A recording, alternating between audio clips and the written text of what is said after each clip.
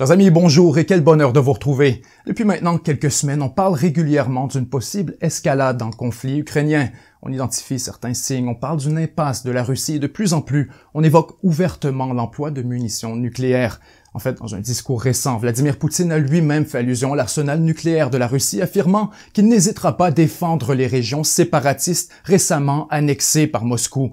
Aujourd'hui, je vous propose qu'on explore ensemble la situation actuelle afin de mieux comprendre quels sont les véritables risques d'escalade entre la Russie, l'Ukraine, les pays voisins et même les États-Unis et l'alliance de l'OTAN. Il sera bien sûr question des armes nucléaires, mais aussi de tous les autres moyens tactiques et stratégiques dont disposent la Russie et l'Ukraine afin de relever d'un cran l'intensité du conflit. En dressant le portrait des dernières semaines, on sera en mesure d'exposer pourquoi et comment la guerre pourrait s'intensifier, quels paramètres est-ce qu'on devrait surveiller et à quoi s'attendre pour les prochains mois. Mais surtout, nous allons étudier ensemble la nature changeante du conflit qui ressemble de moins en moins à un affrontement entre l'Ukraine et la Russie et de plus en plus à une guerre de proxy pour des motifs géopolitiques. Mais d'abord, vous le savez, nos productions sont très régulièrement démonétisées par les réseaux sociaux. En fait, ce fut le cas pour nos 4 derniers épisodes. Ainsi, je tiens à remercier chaleureusement chacun de nos membres exclusifs ainsi que notre partenaire pour cette semaine, Bloodline, Heroes of Lethas. À mon avis, c'est un RPG mobile que vous allez adorer avec des graphismes 3D époustouflants. Le but du jeu, c'est de créer des royaumes, de gérer votre propre économie et de collectionner des héros pour défendre vos intérêts. Le jeu est non seulement disponible sur iOS et Android, mais en plus, il est complètement gratuit. L'histoire est incroyable et les scènes sont magnifiques. En fait, si vous n'avez toujours pas essayé, c'est maintenant le moment idéal. Le jeu vient tout juste de recevoir sa plus grosse mise à jour avec l'ajout d'un nouveau système exceptionnel. Personnalisez vos champions en réalisant des mariages uniques entre 2 lignées de votre choix ou créez des héritiers légendaires pour votre royaume avec pas moins de 800 combinaisons. Avec l'ajout de nouveaux personnages à chaque mois, les possibilités pour vous sont presque infinies de trouver le champion le plus puissant et qui correspond parfaitement à votre style de jeu. À partir du 27 octobre, c'est le lancement de l'événement Halloween. Découvrez une nouvelle lignée pour l'occasion, le clan des vampires, aussi appelé les Maudits. Assoiffés de sang, ils sont les assassins les plus terrifiants du monde de Lethas. Ils peuvent bombarder vos ennemis et se maintenir sur le champ de bataille pendant de longues périodes. Utilisez le lien qui se trouve dans la description dès maintenant ou scannez le code QR qui s'affiche à l'écran pour bénéficier d'un ensemble exclusif d'une valeur de 20 € qui vous offre 10 potions d'énergie, 100 000 pièces d'or et 100 diamants. De quoi se lancer dans l'aventure avec une longueur d'avance. Surtout, profitez de l'événement d'Halloween pour obtenir gratuitement un champion exclusif de la nouvelle lignée des vampires et ce, dès le 7e jour de jeu.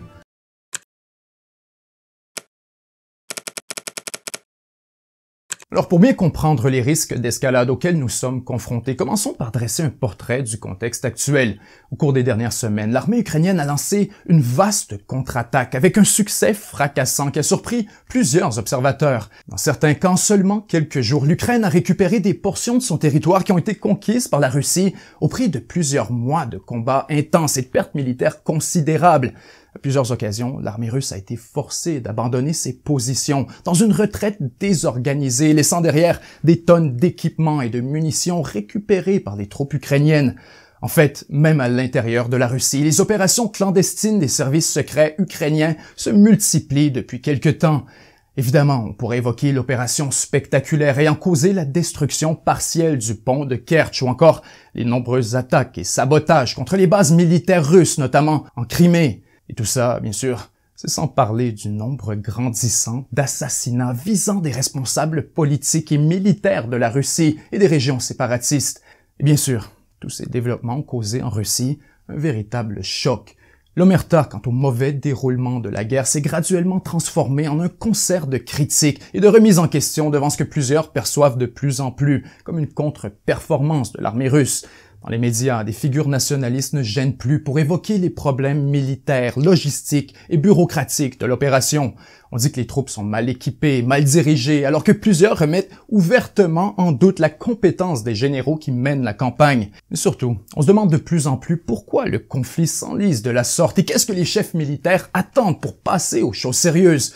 En vérité, il faut dire que cette réponse est relativement prévisible. En fait, depuis le début du conflit, 3 scénarios ont été clairement identifiés comme étant des déclencheurs d'escalade pour la Russie. D'abord, dans le scénario 1, la Russie estime que la campagne est temporairement bloquée et qu'ainsi, une approche différente est nécessaire pour reprendre l'initiative. Dans le scénario 2, la Russie estime que la campagne est au point mort et que la victoire est peu probable à moins que des mesures plus extrêmes soient déployées. Et finalement, dans le troisième scénario, la Russie calcule que la défaite est imminente et que Poutine est à risque de perdre le pouvoir, ce qui, bien évidemment, laisse toutes les options sur la table.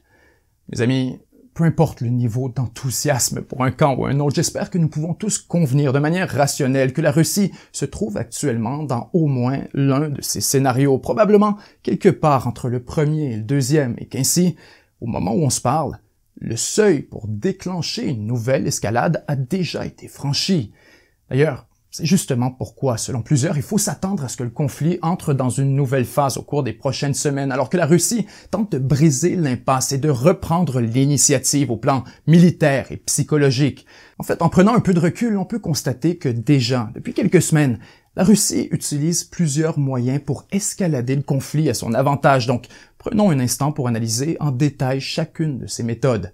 D'abord, bien sûr, la Russie tente autant que possible de mobiliser plus de troupes afin de pallier aux importantes pertes humaines encourues en Ukraine et donner un deuxième souffle à la campagne. Alors, ce qu'il faut comprendre, c'est que la Russie n'a jamais déclaré la guerre à l'Ukraine et qu'encore aujourd'hui, les troupes russes opèrent sous l'égide d'une opération militaire spéciale. Ce que ça veut dire, c'est que les options du Kremlin sont relativement limitées en matière de mobilisation. La conscription est impossible et certains éléments des forces armées sont réservés aux situations de guerre. Donc la Russie doit se montrer créative pour recruter toujours plus de volontaires. Déjà, quelques 300 000 réservistes ont été mobilisés, ce qui a causé une certaine controverse à l'intérieur de la Russie, alors que des citoyens trop vieux, trop jeunes, blessés ou carrément à l'extérieur du pays se sont retrouvés avec des lettres de mobilisation, créant confusion et frustration. En parallèle, on apprend par les renseignements américains que la Russie s'est mise à redéployer de la Syrie vers l'Ukraine des quantités importantes de troupes, de commandants et d'équipements afin de relancer l'offensive face à l'Ukraine. Dans les rues des grandes villes, on observe des affiches de recrutement du groupe Wagner, connu comme étant l'armée privée du Kremlin et menée par un proche de Poutine, un certain Yevgeny Prigojine. À la grande surprise de plusieurs, non seulement aucune expérience n'est requise pour rejoindre le groupe Wagner, mais encore plus, tout récemment, des images absolument stupéfiantes ont été publiées d'une scène irréelle dans laquelle le fondateur du groupe Wagner, Yevgeny Prigojine, apparaît en personne dans la cour d'une colonie pénale de Russie afin d'y recruter des prisonniers pour combattre en Ukraine. Prigojine promet rien de moins que la liberté, la clémence, en échange d'un déploiement de 6 mois. Il déclare « Pas d'alcool, pas de sexe avec les femmes locales, pas de désertion, ni d'abandon. Et les troupes recevront 2 grenades pour se faire exploser si nécessaire. Seulement 2 autres personnes peuvent vous sortir de cet endroit, Dieu et Allah, et c'est dans un cercueil qu'ils le feront. Je peux vous sortir d'ici vivant. Si vous servez 6 mois pour Wagner, vous serez libre. Si vous arrivez en Ukraine et décidez que c'est pas pour vous, alors nous vous exécuterons. » Au-delà du recrutement de troupes supplémentaires, on observe aussi certains développements clés au niveau stratégique. D'abord, récemment, Poutine a retiré de leurs fonctions les 2 généraux qui étaient en charge de la campagne en Ukraine afin de les remplacer avec un nouveau général du nom de Sergei Sourokivine. Dans l'armée, ses collègues le surnomment Général Armageddon, en raison, dit-on, de sa capacité à agir de manière non conventionnelle. Déjà, les faits parlent d'eux-mêmes. Depuis quelques semaines, on observe une augmentation rapide et marquée des attaques contre les infrastructures stratégiques et énergétiques à l'intérieur de l'Ukraine, alors que jusqu'ici, ces cibles avaient été relativement épargnées. Aujourd'hui, après une nouvelle campagne de bombardement ciblée par la Russie, l'Ukraine affirme qu'environ 40% de son infrastructure énergétique est sérieusement endommagée et qu'ainsi, près du tiers de la production nationale d'électricité est inaccessible. Et ça, c'est en soi une escalade majeure dont les conséquences dépassent largement les frontières de l'Ukraine, car ce que beaucoup de gens ignorent, c'est que dès les premiers jours du conflit, la grille électrique de l'Ukraine a été synchronisée et connectée avec celle du reste de l'Europe, alors que l'Union européenne s'est carrément engagée à combler la demande à partir de son propre réseau dans le cas d'une pénurie en Ukraine. Tout ça semblait parfaitement raisonnable au début du conflit, lorsque l'Ukraine était une exportatrice nette d'énergie et que la Russie continuait à approvisionner l'Europe. En fait, malgré la guerre, pas plus tard que cet été, l'Ukraine exportait littéralement de l'électricité vers l'Europe. Aujourd'hui, bien sûr, la situation est complètement différente. Non seulement les attaques récentes ont poussé l'Ukraine dans un déficit d'énergie avec des coupures et des pénuries, entraînant la suspension des exportations vers l'Europe, mais encore plus, l'Union européenne est elle-même au beau milieu de sa propre crise de l'énergie, dont l'envergure atteint déjà des niveaux historiques. Donc ça, il est extrêmement important de le comprendre. À partir de maintenant, chaque mégawatt de moins sur le réseau ukrainien, eh bien, c'est un mégawatt de moins pour le reste de l'Europe. Il fallait que la Russie continue à pilonner l'infrastructure énergétique de l'Ukraine tout au long de l'hiver. Aucun doute que ça pourrait entraîner de sérieuses complications dans les plans d'approvisionnement de l'Europe, qui serait alors forcée de choisir entre ses propres besoins urgents et ceux de l'Ukraine. Poursuivant un autre développement récent qui semble indiquer une volonté d'escalader le conflit à court et à moyen terme, c'est bien sûr l'utilisation accrue des fameux drones kamikazes iraniens, notamment le Shahed 136. Il est vrai que ce sont des appareils légers et rudimentaires dont le potentiel destructeur est relativement limité. Cela dit, ces drones permettent à Moscou de frapper des cibles immobiles profondément en territoire ukrainien, permettant de reprendre l'initiative dans la guerre psychologique, et ce, pour un prix d'aubaine. D'après les renseignements américains et britanniques, l'Iran aurait secrètement déployé en Crimée des soldats du corps des gardiens de la révolution islamique, l'armée personnelle d'Ayatollah Khamenei, afin d'entraîner les soldats russes à piloter les drones Shahed. Alors, malgré tous les signaux et les risques que nous avons déjà exposés quant à l'escalade potentielle du conflit ukrainien, il semble qu'une chose en particulier captive l'attention du monde entier. Question bien sûr de l'arsenal nucléaire de la Russie. Et là-dessus, malheureusement, il faut reconnaître qu'il y a bel et bien un risque grandissant, car après tout, la doctrine nucléaire de la Russie spécifie clairement que le pays se réserve le droit d'employer des armes nucléaires si jamais son intégrité territoriale est menacée. Ce que ça veut dire, si on lit entre les lignes, c'est qu'en annexant les régions séparatistes et en les intégrant au territoire de la Russie, ces régions se retrouvent théoriquement couvertes par la doctrine de défense nucléaire du Kremlin. Dans un discours récent, Poutine a directement fait allusion à l'arsenal nucléaire de la Russie ainsi qu'aux paramètres de cette fameuse doctrine. Тем, кто позволяет себе такие заявления в отношении России, хочу напомнить, что наша страна также располагает различными средствами поражения, а по отдельным компонентам и более современными, чем у стран НАТО. И при угрозе территориальной целостности нашей страны, для защиты России и нашего народа мы, безусловно, используем все имеющиеся в нашем распоряжении средства. Это не блеф. Évidemment, il est tout à fait vrai que la Russie dispose d'un puissant arsenal nucléaire et que ce genre de propos doit donc impérativement être pris au sérieux, puisqu'une escalade nucléaire serait sans aucun doute une véritable catastrophe pour l'humanité.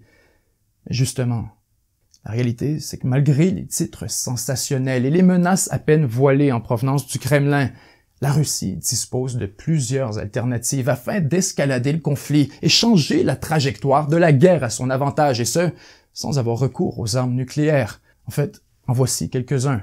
D'abord, évidemment, Poutine pourrait tout simplement déclarer la guerre à l'Ukraine et ainsi mobiliser l'entièreté des ressources et des privilèges de l'État, incluant, bien sûr, une éventuelle conscription permettant de recruter des centaines de milliers de soldats supplémentaires. Certainement, ça permettrait d'augmenter relativement rapidement le nombre de troupes déployées en Ukraine pour régler, au moins partiellement, les énormes défis de main-d'œuvre. Or, ce n'est pas aussi simple que ça en a l'air. Le problème, c'est qu'une déclaration de guerre serait politiquement coûteuse pour Vladimir Poutine, car il s'est engagé publiquement à mener une opération militaire spéciale, et non une guerre, afin de justement limiter les impacts sur la population russe. Toujours possible de revenir sur sa parole ou de changer de narratif, mais ce serait une mesure de dernier recours dont l'efficacité serait pour le moins douteuse de toute manière. Après tout, ces nouveaux soldats vont d'abord devoir être entraînés, équipés, intégrés dans des unités et tout ça, mais ça prend du temps. On peut aller très vite et brûler des étapes, mais encore, est-ce que des soldats conscrits contre leur volonté sont véritablement aussi efficaces que des soldats professionnels? Poser la question, c'est y répondre. En fait, si l'objectif de Poutine est d'augmenter rapidement le nombre de soldats déployés en Ukraine, il existe une autre solution qui, à mon avis, est beaucoup plus alléchante. Cette solution, ce serait de convaincre ou encore de contraindre la Biélorussie à s'impliquer directement dans le conflit. Non seulement ça permettrait de mobiliser immédiatement une armée professionnelle de quelques 60 000 soldats qui s'entraînent régulièrement avec l'armée russe et qui partagent beaucoup d'équipements, mais encore plus, ça permettrait à la Russie d'ouvrir un deuxième front dans le nord de l'Ukraine et ainsi réduire le fardeau porté par les troupes au sud et à l'est.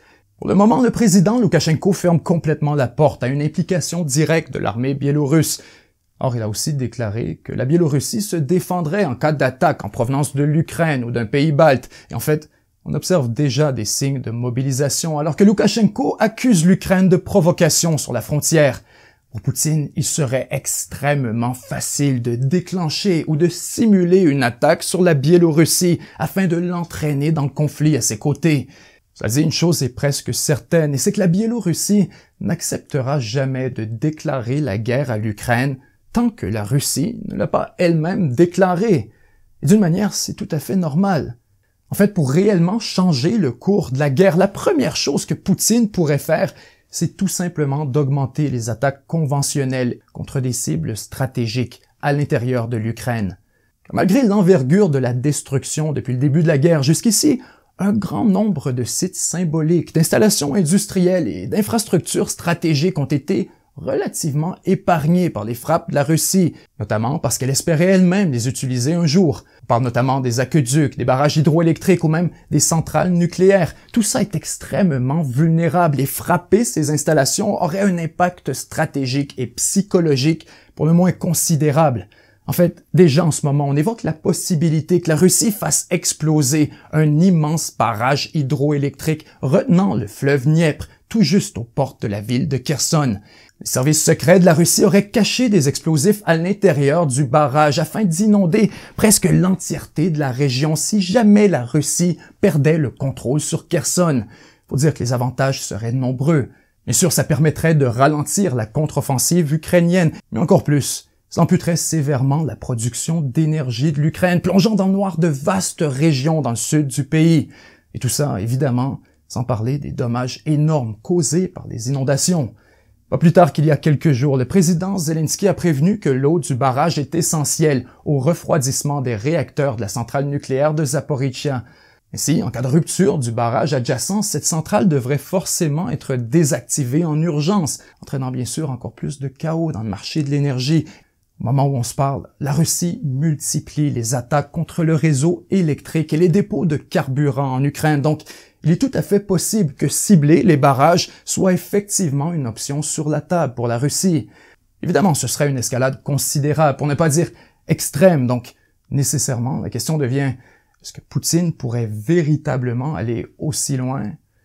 En fait, on pourrait parler de la Russie toute la journée, mais la réalité, c'est qu'à partir de maintenant, l'escalade du conflit sera largement déterminée, non pas par la capacité ou encore la volonté de la Russie à escalader, mais bien par la capacité de l'Ukraine à résister face à une telle escalade. C'est très simple. Il suffit de revenir au grand déclencheur d'escalade tel qu'évoqué plus tôt. Tant que Poutine estime que la Russie se trouve dans l'un de ces scénarios, alors il aura des raisons et des motifs d'escalader le conflit en prenant des risques supplémentaires pour briser l'impasse et retrouver l'avantage militaire. C'est seulement logique. Plus l'Ukraine résiste de manière efficace, plus la Russie doit escalader le conflit pour accomplir ses objectifs militaires. Quand on y pense, la vraie question c'est donc plutôt à quel point est-ce que l'Ukraine peut réellement aller encore plus loin dans son effort de guerre afin de résister à une nouvelle escalade. Soyons lucides, l'Ukraine est déjà entièrement mobilisée pour la défense de son territoire et ce, depuis le jour 1. Presque tous les hommes en âge de se battre ont été conscrits et mobilisés sur le front alors que les ressources et les structures de l'État, incluant l'armée, sont déjà poussées à leur extrême limite. Ce que ça veut dire, c'est qu'il n'y a pas beaucoup d'espace du côté de l'Ukraine pour escalader ou encore intensifier l'effort de guerre. Et en fait, à long terme, il pourrait s'avérer extrêmement difficile, ne serait-ce que de maintenir le niveau d'intensité actuel. En fait, l'Ukraine a besoin d'environ 3,5 milliards de dollars en argent à tous les mois, pas pour l'aider à gagner, mais bien strictement pour éviter un effondrement total des services de l'État. Pour l'instant, les États-Unis, l'Union européenne et quelques autres pays ont accepté de se diviser la facture pour au moins la durée de 2023. C'est une dépense énorme. Or le problème, c'est qu'autant aux États-Unis qu'en Europe, certains créditeurs commencent à douter sérieusement qu'ils seront un jour remboursés, alors que le conflit se prolonge, que les taux d'intérêt augmentent et que la dette de l'Ukraine s'accumule à des niveaux stratosphériques. Pour eux, des questions troublantes commencent à émerger. Par exemple, qu'adviendrait-il de tous ces milliards prêtés à l'Ukraine en cas de défaite? Serait-il remboursé?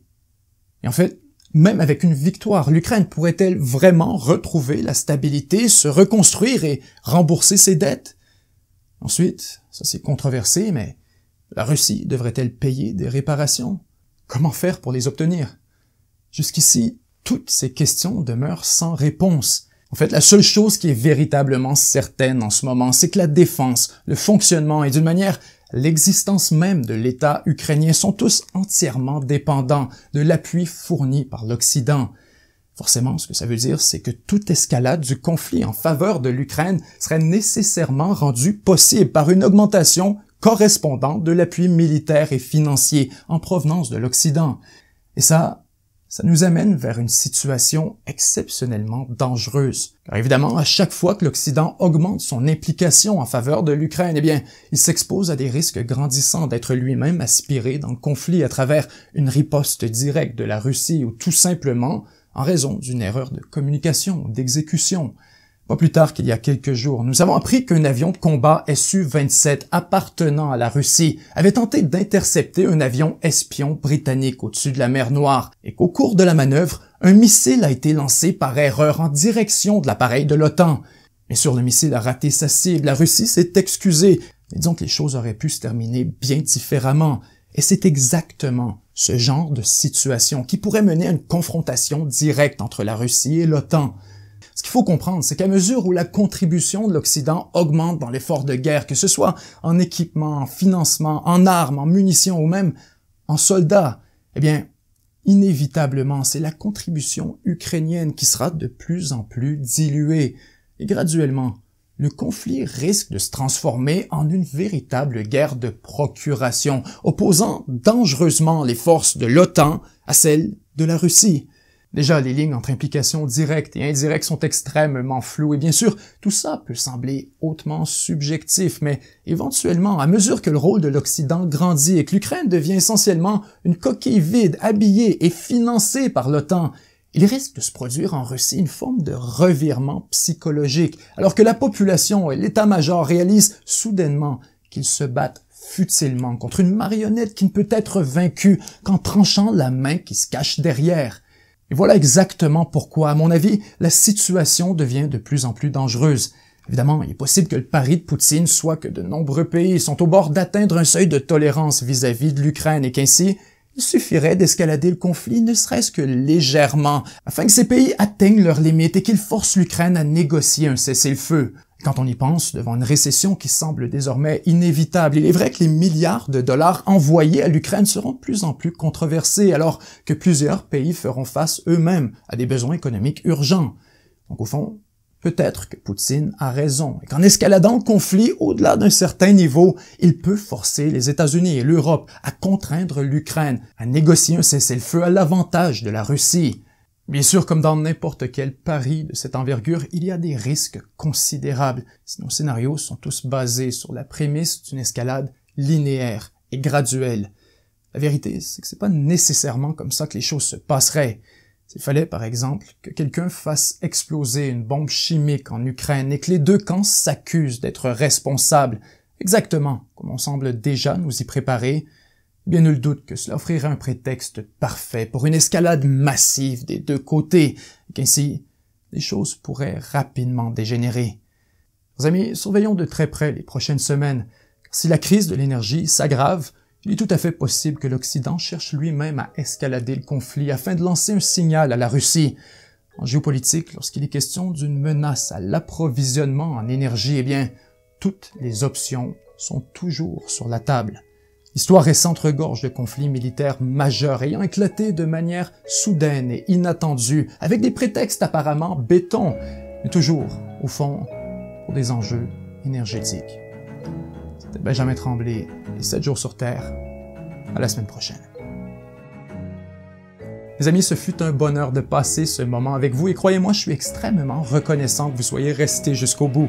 Il y a énormément de travail dans chacune de ces vidéos et j'aimerais donc en profiter pour remercier tous nos membres exclusifs qui permettent de produire des documentaires gratuits pour des centaines de milliers de francophones partout à travers le monde.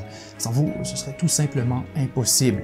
Rendez-vous au 7jourssurterre.com pour devenir membre, pour faire un don ou pour vous procurer des articles de qualité depuis la boutique officielle de 7 jours sur Terre. Finalement, merci à notre partenaire de cette semaine, Bloodline, Heroes of Lethus. Pour appuyer la chaîne et profiter d'une offre exclusive, cliquez sur le lien dans la description.